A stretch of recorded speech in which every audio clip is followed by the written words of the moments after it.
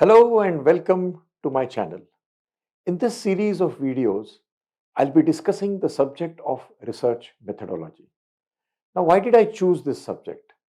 The reason is, generally this subject is found to be very difficult to understand. And so my objective is to make this subject very easy to understand even to a layman. And knowingly or unknowingly, he does make use of research methodology.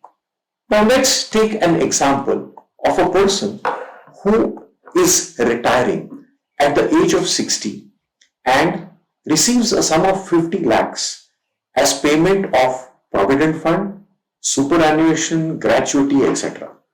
And now with no pension facility, this person has to very intelligently invest this money so as to get a regular income considering at least a lifespan of 85 years. Now, what will be his choice of investment? An investment in the monthly income scheme will fetch him about 39,000, 40,000 per month at a 9.5% interest rate for senior citizens. Of course, this interest rate is no longer applicable, but we are just taking an example. So what happens with annual inflation of 7%? This amount will actually be equivalent to 22,000 only. What I mean is, what today he is able to buy of worth 40,000, he will be able to buy only worth of 22,000 rupees. And subsequently, after 20 years, the value of this amount of 40,000 will come down to just 11,000. So will this be sufficient for his 85 years? The answer is no. So does this simple day-to-day problem of a person retiring needs research? And the answer is yes. So let's look at the genesis of the problem. There's a need for regular monthly income to lead a financially secured life for him and his wife for a minimum period of 25 years. So what is his problem? What is his managerial problem? Managerial problem is different with the research problem. Managerial problem is what is he facing, and research problem is what the researcher will face. So what is his problem as a manager here? To find out avenues of investment taking into account monthly flow, income, liquidity, his ability to take risk, and so on and so forth. So on the basis of this, he will have to make a research problem, and that is to design an investment portfolio that will ensure regular income taking care of anticipated inflation.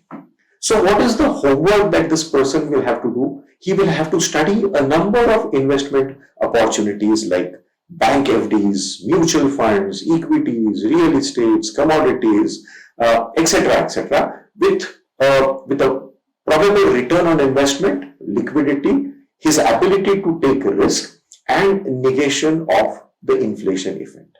So this study will reveal or will lead this person to create certain hypothesis. At this stage, let's understand that hypothesis is just an assumption. So he makes a couple of assumptions. Real estate prices increase more than the inflation rate, or balanced fund yields a 10% ROI on a long term taking inflation into account. Or the third one we can talk about is interest rates on FD are likely to reduce with the growth of economy.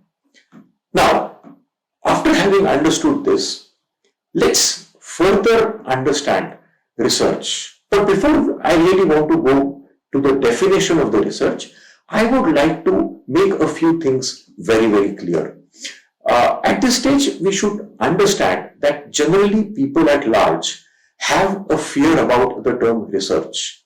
And that is because research is usually or often linked to science, mathematics, and statistics.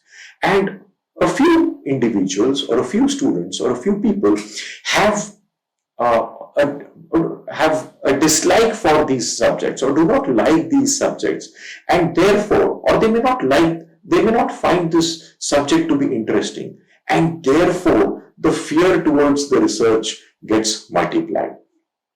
It's absolute statistics and mathematics.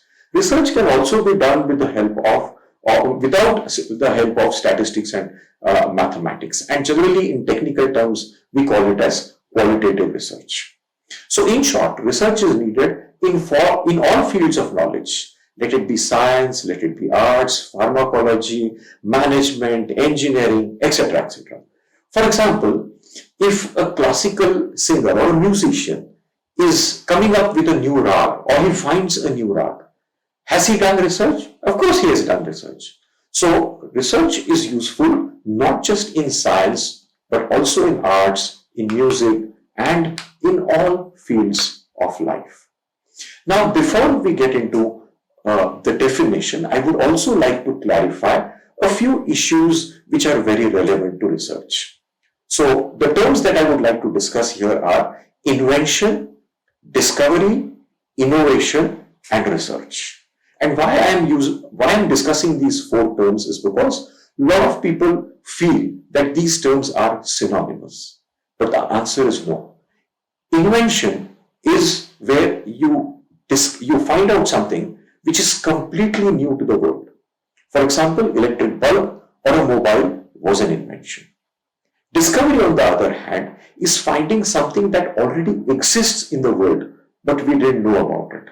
So, for example, America was discovered. Harappa and Mohenjo-daro were discovered.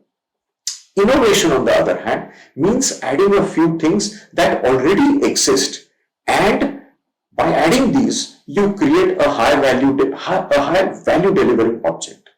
In Hindi, we often call it jugaad. Of course, jugaad is misused or misunderstood, or it may have a negative connotation, but very frankly speaking, jugaad in reality means innovation. So, a smartphone or a smartwatch is an innovation. A modern car where you have a 360-degree camera, rooftop, and all that is basically innovation. Research, on the other hand, is a tool. It's a medium. It's a zaria for doing inventions, discoveries, innovations, and so on. Research by itself cannot be an objective or ultimate result of anything. Research only helps you to do research, to do discovery, to do innovation, or to do invention. So having understood these four terms, now let's get into the definition part of research.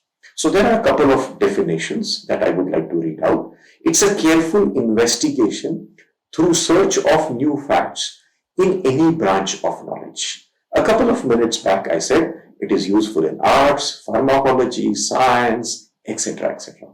Research is also defined as a movement from the unknown to known, or it may also be called as a voyage or a discovery. Now, having understood this, let's also further focus on a few issues that are so relevant with research. So, first question that people often ask is research scientific? Now, research is scientific and is it dependable are the two questions that people ask. Let's first discuss, is research scientific? But before we get into scientific, let's understand what is science. Science, the term originally came from the Latin word called scientia, which meant knowledge or an experience. Now, science also has certain characteristics which we need to understand. The first one is consistency. That consistency means repeatability. That means, for example, if you mix two atoms of hydrogen and one atom of oxygen, you will always get H2O. That is water. Whether you do it here or you do it in Australia, you do it in America, you do it in Antarctica, you will get the same results. That means there is complete repeatability of it. And that is, in scientific terms, called as consistency. That's the first characteristic. Second characteristic is observability. That means the results or subject of an experiment can be observed by using our five senses or extensions of the five senses.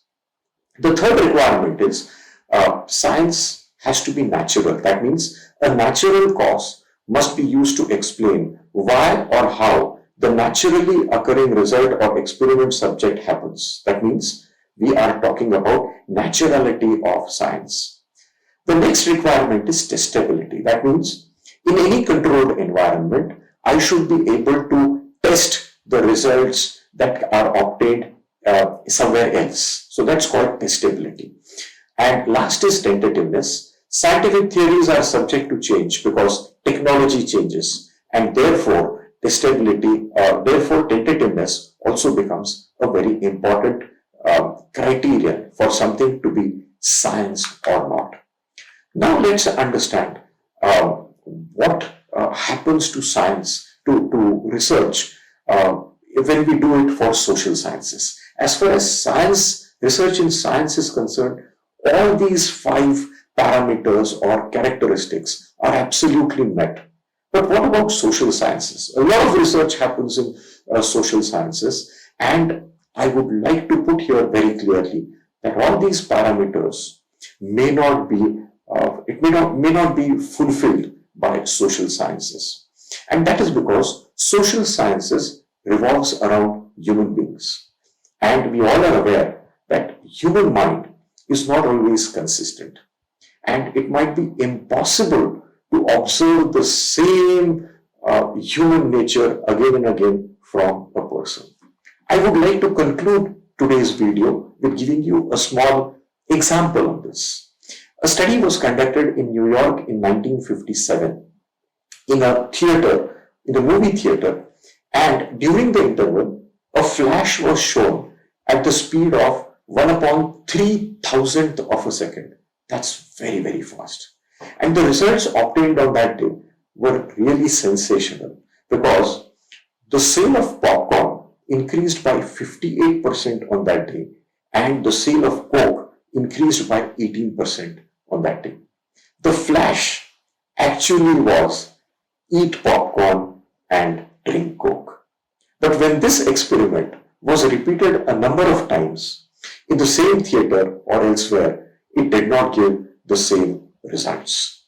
The moral of the story is, as far as social sciences are concerned, it may not always be possible to get the same results or satisfy all the 5 parameters of science.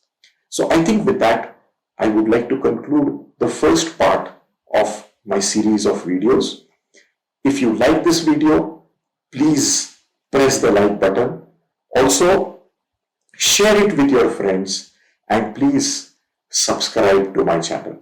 Thank you very much. Let's meet in my second part of research methodology. Thank you. Thank you so much.